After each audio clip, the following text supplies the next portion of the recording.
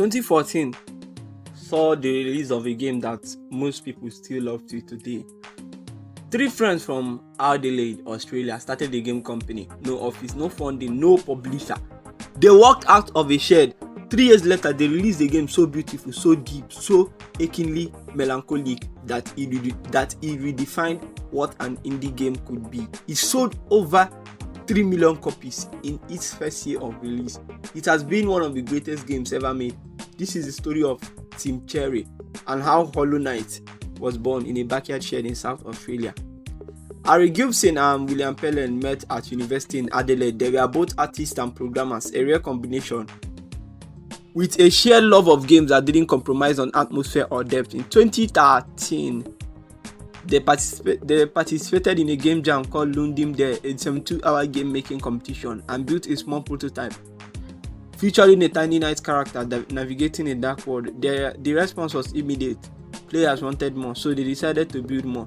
They brought in a third collaborator, David Kazi, as their composer, whose haunting minimalist orchestra score would become as iconic as the game itself. And they started building Hollow Knight properly in a shed behind Harry Gibson's house.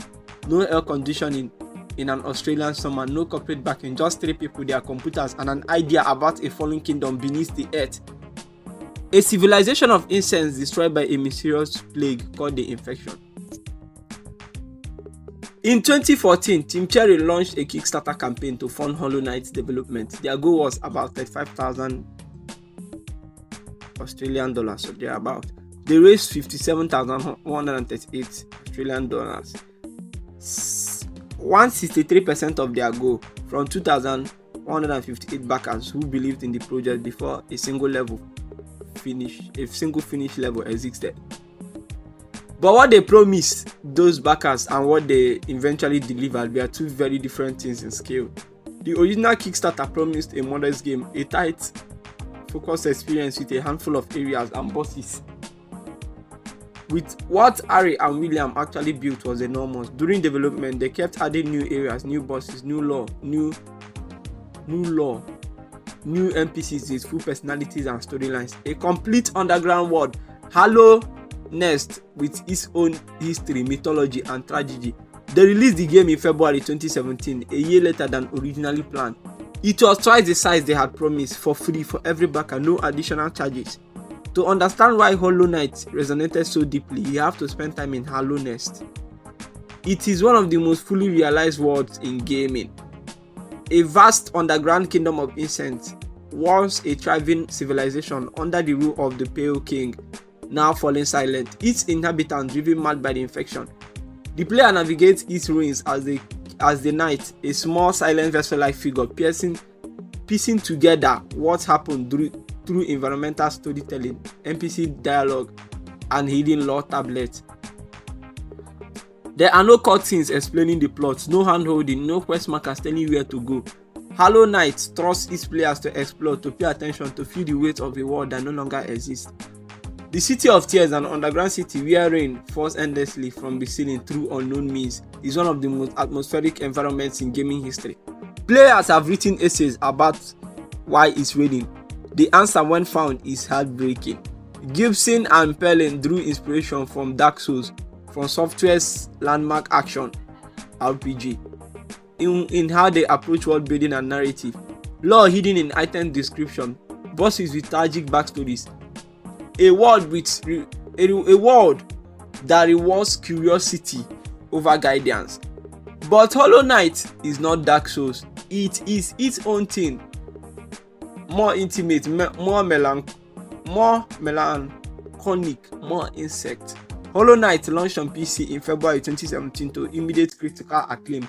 Nintendo Life gave it a 10 out of 10 rating. PC Gamer named it one of the best games of the year. Players who had never heard of Team Cherry told their friends, who told their friends, who in turn told their friends again. It sold 250,000 copies in its first month. That was massive. By the end of 2017, over 1 million copies. Then Nintendo came calling. In 2018 September, Hollow Knight launched on Nintendo Switch and the audience exploded. A new generation of players discovered Hallownest on handheld often playing it in bed, in the dark, headphones in. The intimate portable experience matched the game's atmosphere perfectly. To date, Hollow Knight has sold over 3 million copies across all platforms, and Team Cherry, true to the principles they had established from the very beginning, released 4 major content expansions after launch, all of them completely free.